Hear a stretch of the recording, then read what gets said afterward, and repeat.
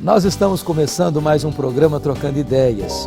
Este é um programa muito precioso, feito com muito carinho aqui pela Luz para o Caminho, mas um programa da Igreja Presbiteriana de Pinheiros, em São Paulo.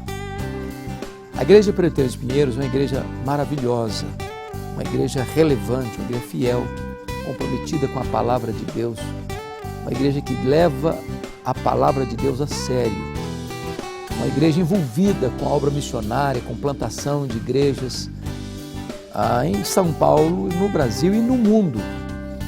E uma igreja que cuida de famílias, que tem trabalhos muito especiais para crianças, para adolescentes, para jovens, para casais, para adultos, para a terceira idade. Uma igreja para você e para a sua família.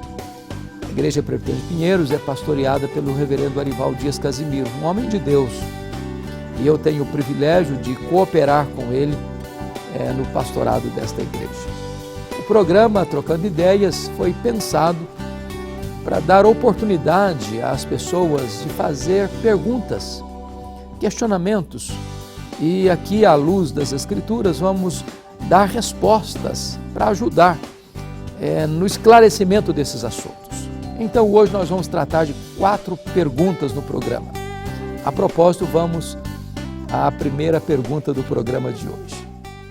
Reverendo Hernandes Dias Lopes, eu gostaria de saber se a Nova Jerusalém, a Cidade Santa, vai ser realmente um cubo, um quadrado, conforme Apocalipse capítulo 21, versículos 16 a 17. Meu querido Israel, veja bem, o que a Bíblia diz lá em Apocalipse capítulo 21 é que não vai ser nem um cubo e nem um quadrado. O que está escrito lá é o seguinte, eu vou ler aqui. A cidade é quadrangular, de comprimento e largura iguais, e mediu a cidade com a vara até 12 mil estádios. O seu comprimento, largura e altura são iguais. É claro que esta é uma linguagem figurada. Para você ter uma ideia, isso significa que a cidade terá 2.400 quilômetros de comprimento, 2.400 quilômetros de largura. Nenhuma cidade no universo tem essa característica. Isso é a mesma coisa você pensar São Paulo-Aracaju, de comprimento, e São Paulo-Aracaju de largura. O que é que esse texto está querendo dizer sobre a Nova Jerusalém? É que é uma cidade tão ampla que comporta todos. Como Jesus disse lá no cenáculo, na casa de meu pai há muitas moradas.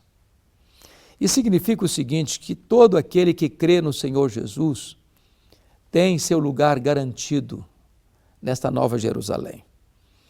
É interessante também que a Nova Jerusalém, ela às vezes no livro de Apocalipse, ela pode mudar de cena, por exemplo. É tanto uma cidade como uma igreja. É tanto um local quanto pessoas.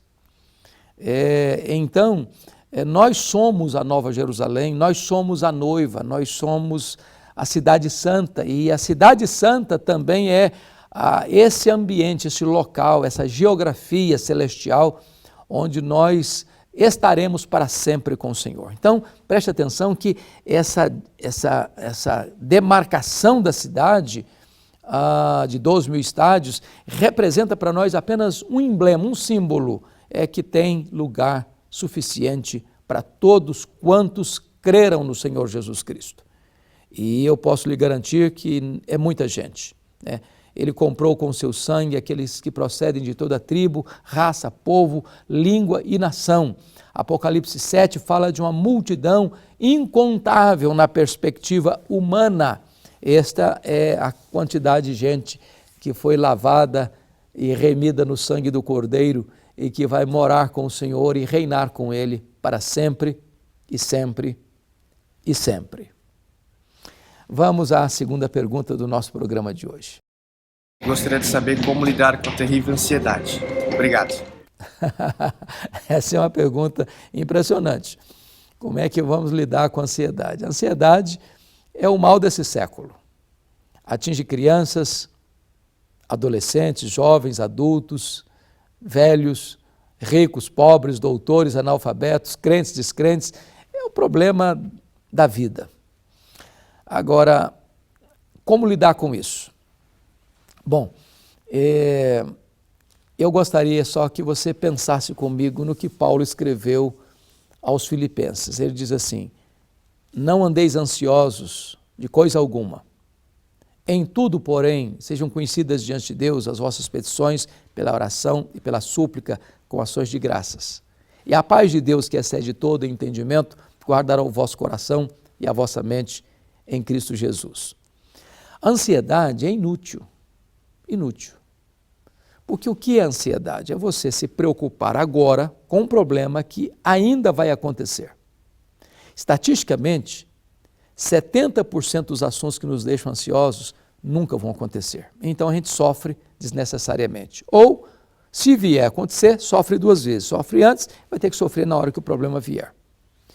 A Bíblia diz que você não pode acrescentar um côvado, 45 centímetros ao curso da sua vida pelo fato de você estar ansioso. Mas mais do que isso, a ansiedade é prejudicial. Porque em vez de você se fortalecer para enfrentar o problema, você se enfraquece, porque você começa a sofrer antecipadamente. Então, a palavra ansiedade na língua grega significa literalmente estrangulamento. É tirar o seu oxigênio, é apertar o seu pescoço. Como é que você lida com isso? Paulo ensina. Primeiro, você lida com isso quando você aprende a orar corretamente. Segundo, quando você aprende a pensar corretamente. Terceiro, quando você aprende a agir corretamente. Quando você coloca a sua ansiedade na presença de Deus em oração, você alivia a ansiedade. Esse fardo é pesado demais para você carregar sozinho. Então, se você está ansioso, o que você tem que fazer? Você tem que buscar Deus em oração. Você tem que depositar aos pés do Senhor Jesus toda a sua ansiedade e Ele vai cuidar de você. Você tem que descansar nele. Você precisa agora colocar também na sua mente pensamentos bons. Porque tudo começa aqui.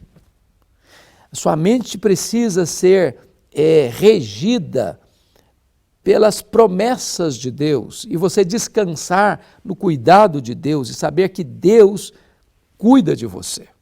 É nele que você vive. Ele quem dá a você a vida, a respiração e tudo mais. Então descansa nele. Ele está cuidando de você, ele está velando por você. Ele toma a sua causa nas suas poderosas mãos e dá a vitória a você. Agora, a terceira coisa, Paulo diz em Filipenses, lá 4:9, que você precisa aprender a agir também corretamente. Não basta você saber e não praticar. Você precisa colocar em prática aquilo que você estuda da palavra de Deus e desta maneira você vai ter uma vida livre de ansiedade. Descansa em Deus, em vez de carregar este fardo pesado. Terceira pergunta do programa, vamos lá. Olá, pastor Hernandes. É bíblico fazer ato profético?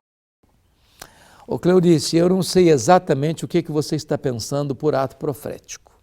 Mas veja bem, o que a gente vê por aí, escuta por aí, alguém diz assim: eu determino que você vai ser vitorioso nesta área ou naquela outra área da vida. Eu hoje estou vendo que você vai ter uma grande vitória nesta ou naquela área. Ou eu estou sentindo que Deus vai fazer isso e aquilo outro na sua vida. Ou determino que São Paulo vai ser de Jesus, ou que o Brasil vai ser de Jesus. Veja bem, o problema é que a teologia que está por trás disso não é uma boa teologia. Não é uma boa teologia. Eu não tenho o poder de determinar coisíssima nenhuma. Nem você, nem ninguém.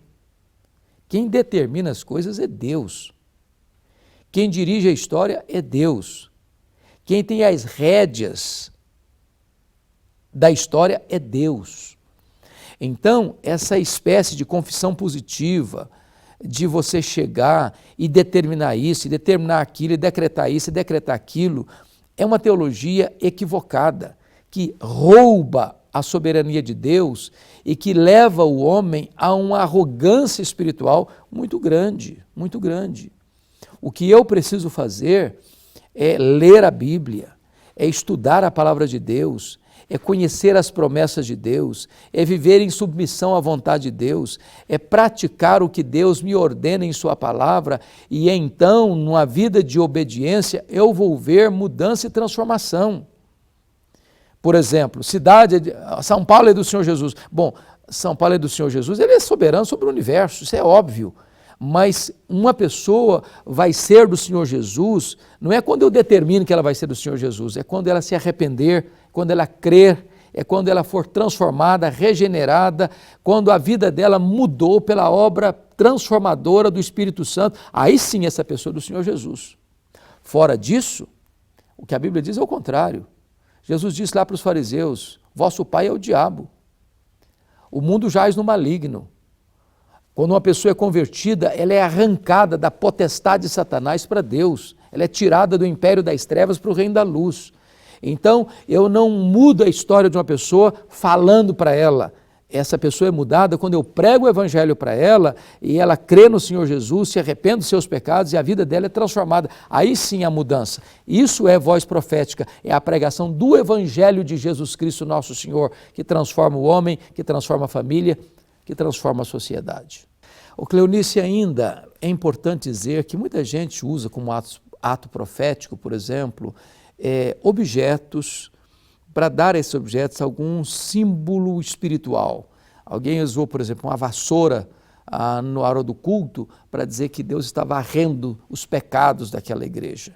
Ou uma pessoa, por exemplo, usa uma carteira, ungiu a carteira para dizer que a pessoa vai ter prosperidade. Ou a pessoa unge com óleo para dizer que a pessoa, a partir daquele momento, ela passa a ter um ministério profético de sacerdote ou de uma unção real. Coisas como sal grosso que alguns usam, toalha suada, como outros objetos, trazendo um elemento místico para isso, evocando alguns textos da Bíblia, tirando os textos do seu contexto e trazendo para dentro da igreja verdadeiro misticismo espiritual. A Bíblia precisa ser interpretada e a Bíblia interpreta a própria Bíblia e agregar essa simbologia toda para manter as pessoas dentro de um misticismo perigoso, sutil. Isso leva as pessoas para fora das Escrituras, em vez de trazer as pessoas à centralidade das Escrituras. Nós não podemos entrar por esse caminho de misticismo, porque ele é um caminho perigoso e de apostasia. Vamos então à nossa última pergunta do programa de hoje.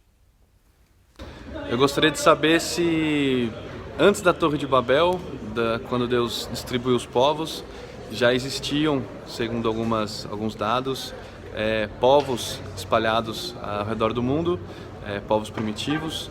Então eu gostaria de saber se esses povos foram resultado de quando Deus separou as pessoas pós-Torre de Babel, ou se eles já estavam lá antes por algum outro motivo. Muito obrigado pela sua pergunta. Eu entendo que o dilúvio foi universal.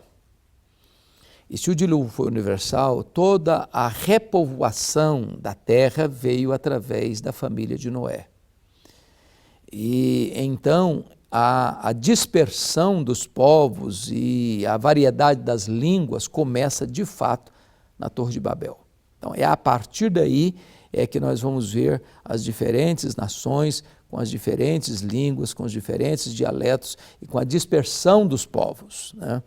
É curioso, sabe, que este fenômeno foi revertido no Pentecostes, quando o Espírito Santo veio sobre a igreja e ali haviam várias nações e os apóstolos, e sobretudo Pedro está pregando, e cada nação que estava ali ouviu a mensagem na sua própria língua, no seu próprio idioma. A desobediência dispersa as nações, o Evangelho de Jesus Cristo agrega as nações. Muito bem, nós estamos encerrando o programa de hoje, mas nós voltaremos na próxima semana e eu quero reiterar aqui é o meu convite a você para vir à Igreja Presbiteriana de Pinheiros. Nós queremos acolher você, receber a sua família, dar um abraço em você e caminhar com você nesta preciosíssima jornada da vida cristã. A Igreja de Pinheiros fica lá na Avenida das Nações Unidas, 6.151, ali do lado da Ponte Cidade Universitária. Estamos lá aguardando a sua visita.